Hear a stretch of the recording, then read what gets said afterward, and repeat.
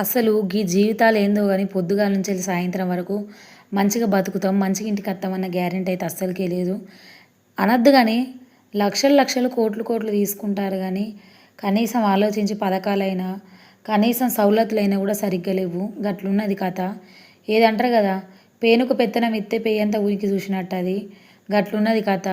ఎంత మంచిగా ఉన్నా గూడా ఏదో ఒక్క రోడ్డు ప్రమాదాల వల్లనే బాగా మంది చనిపోతుర్రు. అయితే ఒకటే మొఖాన రోడ్డు ప్రమాదాలయితన్నయి. అయితే ఒకటే మొఖాన రేపులయితున్నయి. అయితే ఒకటే మొఖాన మర్డర్‌లయితున్నయి. అయితే ఒకటే మొఖాన భార్య భర్తను చంపుడు, భర్తను భార్య చంపుడు. ఇగో గిట్ల అయితున్నయి. ఇగ గివన్నీ జూసి ఎటన్నా పోయి రాంగ మాత్రం పానం అయితే అరిచేతిలో పెట్టుకొని అచ్చుడయితాంది.